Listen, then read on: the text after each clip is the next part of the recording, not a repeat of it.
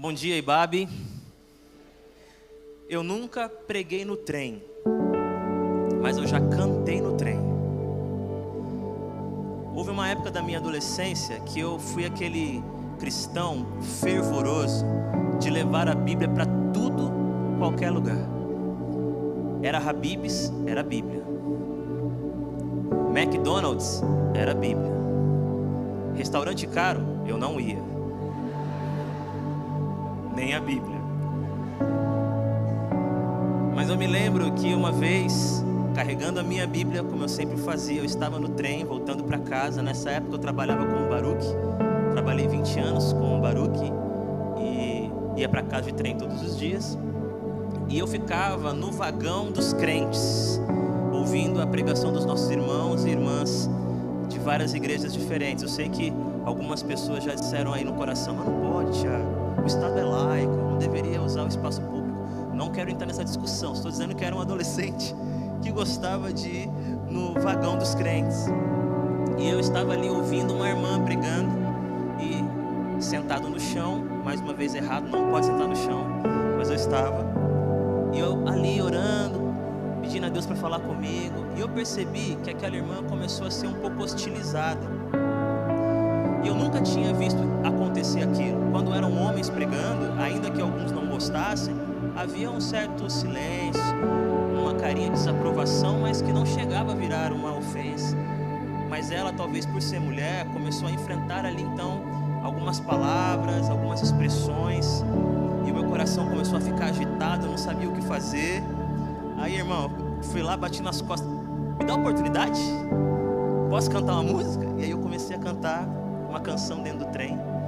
E por milagre as pessoas começaram a ficar mais calmas, mais tranquilas. Aí terminei de cantar, ela voltou a pregar. Passou alguns minutos: canta mais uma, irmão. Eu falei: aí não é karaokê. Mas foi uma fase assim maravilhosa, que não vai voltar mais. Eu vivo outras fases tão boas quanto, mas aquela de olhar para a Bíblia na minha adolescência como se fosse a água que eu precisava beber para não morrer. Eu olhava para ela como se fosse o pão que eu tinha que comer para não desfalecer. Ela era a manifestação da vontade do autor da vida para minha vida e para aqueles que estavam ao meu redor.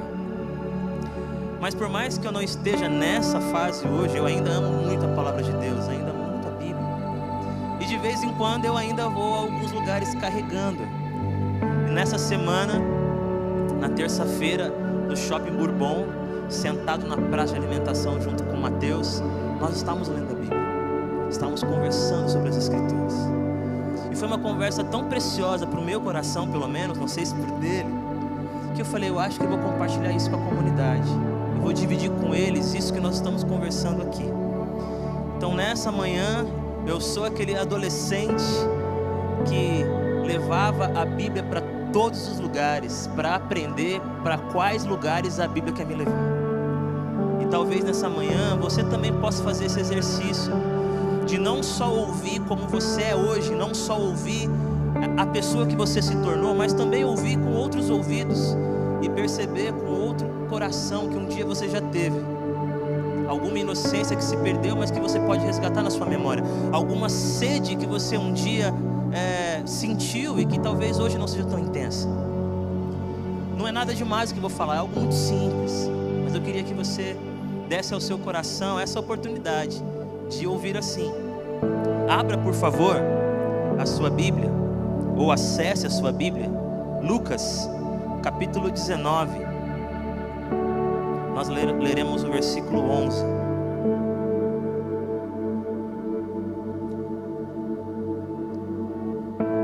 Lucas 19, 11.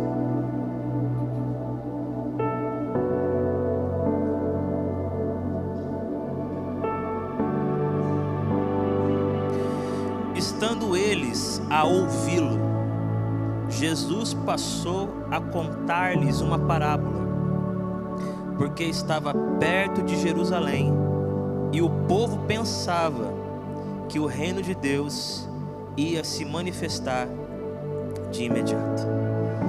Pai querido, obrigado pela sua igreja. Obrigado porque O Senhor tem falado conosco através de tantas pessoas, circunstâncias, experiências. Continua falando com a gente, Pai, por misericórdia e graça. Alcance o coração daqueles que desejam, precisam, buscam a sua voz nessa manhã. Em nome de Jesus. Amém. Andar com Jesus era de fato andar. O movimento de Jesus era esse, de não ficar parado, não estacionar em nenhuma cidade, não se aproveitar de que alguma semente frutificou, as pessoas o acolheram, todo mundo está o elogiando, então é melhor ficar aqui e desfrutar desse reconhecimento. Não, Jesus vivia em movimento. Ele está sempre caminhando, passando por lugares onde ele é ovacionado ou hostilizado, encontrando pessoas que são benquistas e aquelas que não são, de todas as idades. E aí, esse texto, ele está situado dentro de um cenário onde Jesus está caminhando em direção a Jerusalém. Ele está indo em direção ao seu propósito, ou o cume, o auge do seu propósito. E muitas pessoas estão acompanhando, pessoas curiosas. Quem é esse homem? Que ensinamento é esse? De onde ele tira tantas ideias revolucionárias? Também estão as pessoas que são contrárias a ele, pessoas que querem pegá-lo em alguma falha, pessoas que querem acusá-lo de algum pecado, de alguma blasfêmia. Existem também pessoas preocupadas que esse movimento agite a estabilidade política. Pessoas estão ouvindo para identificar se ele é contra César, se ele de fato é um rebelde. Ou seja, Jesus está caminhando e muitas pessoas caminham com ele por diversas razões diferentes. Talvez esperando um próximo milagre, talvez desejando um milagre para si. Mas há entre esses que acompanham Jesus os discípulos e discípulas. Gente que entendeu que o Senhor Jesus está trazendo uma mensagem, um ensino, um jeito novo de ser humano, de lidar com os convívios, de se colocar no mundo. Essas pessoas, além de, claro, serem abençoadas pelos milagres, ficarem extasiadas com os sinais, elas estão procurando sentido, significado, rumo. Gente que vivia à espera do Messias, daquele que traria libertação, traria dignidade, traria algum tipo de novo jeito de ser Israel. Essas pessoas estão acompanhando Jesus também.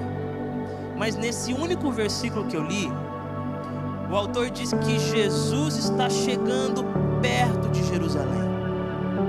E porque ele está chegando perto de Jerusalém, ele muda o jeito de falar com as pessoas que estão caminhando com ele. Porque ele está chegando perto de Jerusalém, ele começa a contar uma parábola. E essa parábola é contada porque o povo pensava que o reino de Deus iria se manifestar de imediato. Nós somos esses que estamos escutando Jesus. Nós somos esses e essas que de domingo a domingo ou em outros dias da semana, em outros ambientes, estamos escutando sobre o Evangelho. Ouvimos sobre o amor, sobre a graça, sobre a justiça, sobre a redenção. Estamos ouvindo constantemente quem deveríamos ser, quem não precisamos ser, quem o perdão já libertou e não precisa mais ser daquele jeito. Estamos constantemente ouvindo sobre Jesus de Nazaré, aonde ele nasceu, por onde caminhou, como ele viveu, como morreu, como ressuscitou. Nós somos esses que estamos ouvindo falar de Jesus, ou das histórias ao redor de Jesus. Mas nós, por sermos esses, corremos um grande risco de não perceber que há uma distância gigantesca entre o que ouvimos e o que pensamos. É muito comum a gente ter a seguinte constatação: há uma discrepância entre o que eu ouço e o que eu vivo, e o que eu faço, entre o que eu digo e o que eu de fato experimento no meu dia a dia. aqui a discussão era um pouco diferente. Eu quero pensar com você se aquilo que a gente pensa está em harmonia com aquilo que nós estamos escutando. Porque talvez não estamos percebendo a distância que existe entre o que o nosso Senhor tem nos dito e como a gente enxerga o mundo, como a gente percebe a existência. Hoje pela manhã, às 9 horas, na verdade, o pastor Malua pregou, e entre muitas coisas que ele disse, ele comentou que nós temos a tendência de, num momento de muito conflito, de muita tensão, seja no trabalho, em casa, com algum desafeto, mesmo sendo discípulos de Jesus, a gente tem vontade de revidar, de agredir, de ser violento, e alguns fazem a seguinte oração: Senhor, ou ilumina ou elimina. Mas essa pessoa que ora assim, por mais que ela não consiga alcançar o ideal, ela está olhando para ele. Ela está dizendo: eu não gostaria de agir assim. Eu não gostaria de ser violento. Eu não gostaria de ser agressivo.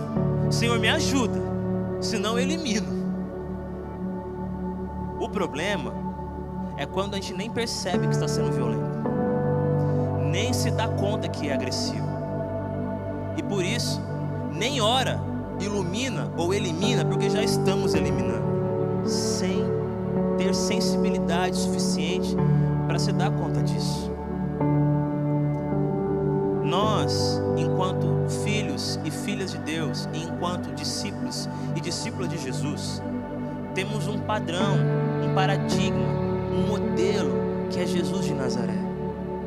E Jesus está chegando perto de Jerusalém, o lugar onde o rei vai se manifestar, o lugar onde o Messias vai mostrar quem ele é. E ele tem consciência que o povo está pensando algo totalmente distinto do que ele veio fazer. Enquanto ele está caminhando em direção a Jerusalém, ele está pensando: justiça, justiça.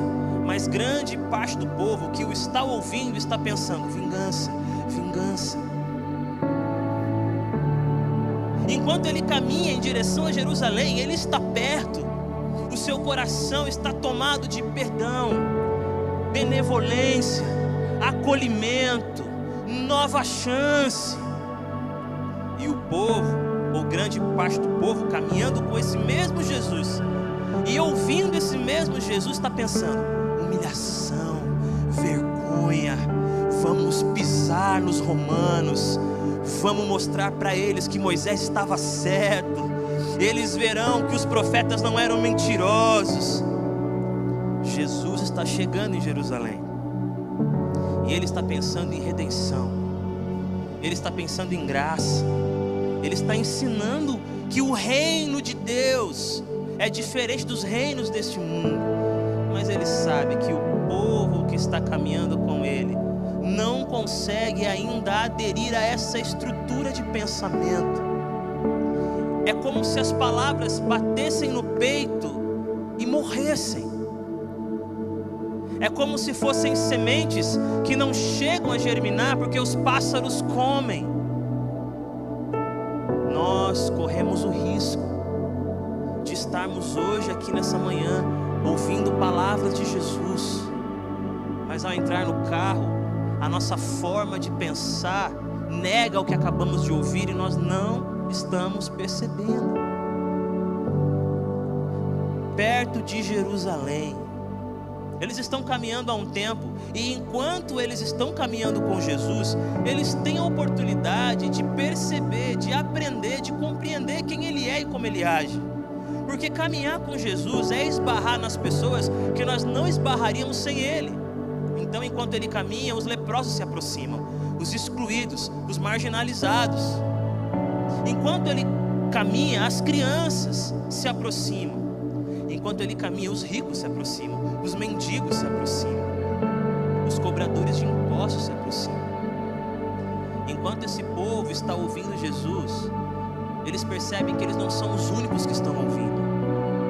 Os excluídos e marginalizados também estão por aqui, como os leprosos. os subestimados como as crianças, que eram tratadas de uma forma displicente, como se não fossem gente, como se não merecessem atenção e respeito, elas estão ouvindo Jesus. Os ricos estão ouvindo Jesus. Os mendigos que ficam à beira do caminho estão ouvindo Jesus. Zaqueu está ouvindo Jesus.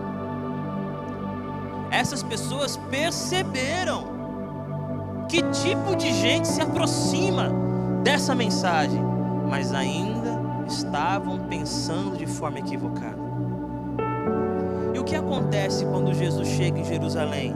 Ele está perto, mas quando ele chega em Jerusalém, o que acontece é que ele pede um jumentinho para entrar na cidade. E ele pede um jumentinho não apenas porque ele é humilde, não apenas porque com esse gesto ele demonstrava que não é apegado aos status sociais do seu tempo. Ele está cumprindo uma profecia.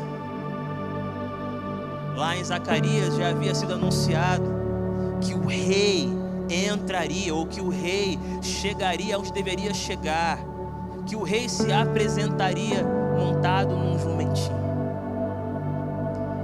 E o profeta diz mais, ele diz que esse rei que se apresenta montado humildemente num jumentinho, ele vai destruir. Aí quando eu ouvi essa palavra destruir, eu já fiquei confuso, porque eu pensei, vou pegar esse texto, falar sobre a paz. Aí ele fala, destruir os carros de guerra. Que lindo. Destruir os carros de guerra. Despedaçar os arcos, porque ele é um rei de paz, e a paz reinará sobre as nações. Quando ele chega em Jerusalém, ele chega em Jerusalém cumprindo a profecia de ser um rei de paz, mas ainda há gente que caminha com ele pedindo um Deus de vingança. O Robson disse assim, né? Pode estender a mão, não vai sair raio. Mas ele mesmo pregou que alguns discípulos disseram, Senhor, deseja que nós oremos para que caiam raios, caia fogo do céu, né, pastor Robson? Porque ainda existem pessoas esperando um Deus que mostre que você é melhor do que aqueles que não seguem a Jesus, um Deus que mostre que quem caminha no Evangelho merece privilégios, um Deus que vai apagar a resposta certa do ímpio e vai colocar a resposta certa na sua prova para que você seja o primeiro. Um Deus que vai colocar uma doença no seu chefe. Tem gente que fala isso testemunhando feliz. O meu chefe começou a me perseguir no trabalho, eu orei e Deus mandou uma doença para ele. Porque a gente crê num Deus que está chegando em Jerusalém para se vingar, para mostrar quem é dele e quem não é. Não, ele entra em Jerusalém montado num jumentinho, cumprindo a profecia de ser um Deus, um rei de paz. Ele que continua na sua peregrinação, e sabe o que ele faz? O texto, um pouquinho antes do que eu li, ele chora sobre Jerusalém. Um Deus cheio de compaixão, um Deus que não veio apenas colocar os pingos nos is, um Deus que não veio apenas para colocar as coisas no lugar, um Deus que se compadece, um Deus que sente a miséria humana na alma, um Deus que chora sobre a cidade. Antes de derramar o seu sangue sobre a terra, ele derramou as suas lágrimas, e essas pessoas estão caminhando com ele, não se dão conta de que ele é um Deus compassivo. Eles estão ouvindo, mas não conseguem entender que compaixão é um jeito de olhar para a vida, é um jeito de lidar com as questões familiares, é um jeito de resolver o problema do WhatsApp, do grupo, é um jeito de construir o meu futuro. Eles não entendem ainda. Eles estão ouvindo Jesus, estão caminhando com ele. Jesus está chegando em Jerusalém, e eles estão na expectativa. Agora chegou a nossa vez, e vai ter sabor. Vocês ouviram, né? Mas aí ele chora. É como se ele dissesse: vocês estão caminhando comigo e ainda não aprenderam a chorar? Vocês estão caminhando comigo e conseguem olhar para essa cidade do jeito que ela está e voltar para casa como se nada tivesse acontecido? Com quem vocês estão caminhando? Vocês estão escutando a minha voz e ainda desejam morte, e ainda desejam guerra. Vocês estão ouvindo a minha voz e não entenderam que eu sou cordeiro que se doa, que sou cordeiro que se sacrifica. Vocês estão caminhando comigo e ainda não compreenderam a minha voz. E ele entra no templo e sai expulsando aqueles que transformaram a casa do Senhor, a casa de oração, num covil de ladrões. Porque o nosso rei, ele começa limpando por dentro. Ele quer limpar a nação. Ele quer e vai fazer isso, vir com justiça. Mas ele começa a partir de nós. Ele começa expulsando do templo aquilo que não permanece diante da oração. Aqui é casa de oração. E por ser casa de oração, esse é o critério. Isso que você está sustentando na sua alma não resiste à oração. Isso que você quer fazer para responder ao que fizeram com você não resiste à oração. Então pare de se esconder atrás das minhas palavras. Pare de viver como um ladrão, como um criminoso. Você precisa de redenção. Mas olha que lindo. Ele está chegando em Jerusalém. E as pessoas alimentam uma série de fantasias sobre como ele vai agir. As pessoas alimentam uma série de ideias de como ele deve proceder. Mas ele continua caminhando em direção a Jerusalém. E aí, quando ele está entrando na cidade, montado no jumentinho, há uma manifestação maravilhosa. Pessoas estão gritando Maranata, pessoas estão gritando Hosana, pessoas estão gritando um monte de coisa linda lá. Hosana não, Maranata. Maranata não, Hosana. Gritando, gritando. Os fariseus escutam e dizem assim: mestre, mande que eles se calem, repreenda-os. Eles estão dizendo que você é um rei de paz. Eles estão dizendo que você é um rei de amor. Eles estão dizendo que você é o Messias. E a resposta do Senhor Jesus é maravilhosa. Ele disse assim: podem mandar calá-los, mas se eles se calarem, as pedras clamarão. Se a igreja de Jesus não disser que ele é um rei de paz, alguém vai dizer, porque ele é. Se a igreja não disser que ele é um rei de perdão, alguém vai dizer, porque ele é. E ele não é porque nós falamos porque ele é. Somos aqueles que estamos ouvindo Jesus e estamos caminhando até Jerusalém. E quando nós chegamos lá, nos damos conta de que aquilo que estamos pensando sobre ele não tem nada a ver com ele.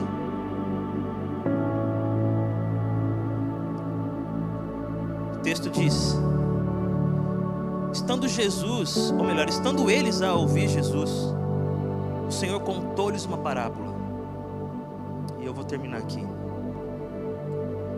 Por que uma parábola? Eu nem vou ler a parábola, não é esse o ponto. Por que uma parábola? Um jeito novo de falar com a gente. Irmão, irmã, preste atenção no que eu vou te falar para você e para mim. Nessa manhã o Senhor está convocando o seu coração a ouvi-lo de um jeito novo.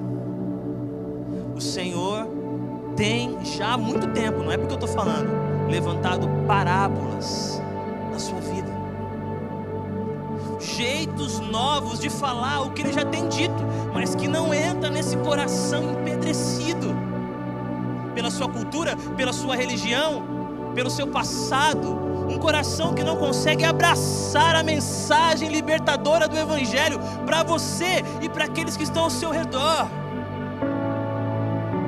Então ele começa a contar uma parábola, ele começa a contar uma história que exigiu que as pessoas parassem, ouvissem com calma, fizessem reflexões, se questionassem. A parábola era um instrumento de atrair o coração, de obrigar que houvesse uma dedicação, porque sem isso, nada faria sentido.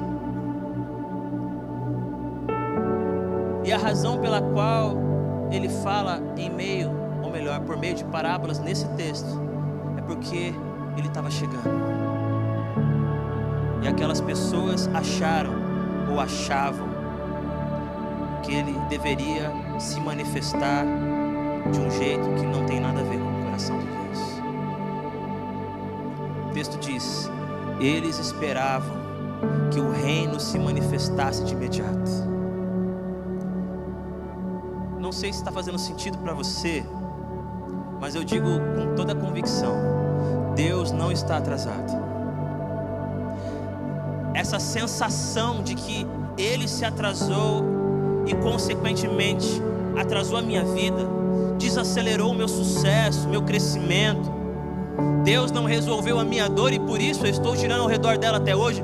Deus não mostrou que eu não era o errado. Deus não me honrou. Deus não julgou a causa da forma que Ele deveria fazer. E porque Ele está atrasado, eu me tornei isso. Jesus contou uma parábola para ensinar aquelas pessoas de que Deus não se atrasa. E de que Ele está sim manifestando a sua glória, chorando pela cidade, montando num jumentinho para lembrar que Ele é um rei de paz. Ele está mudando o mundo, dando atenção para leprosos, abraçando crianças, e nem é período eleitoral. Ele está mudando o mundo, recebendo ricos e pobres do mesmo jeito. Ele está mudando o mundo,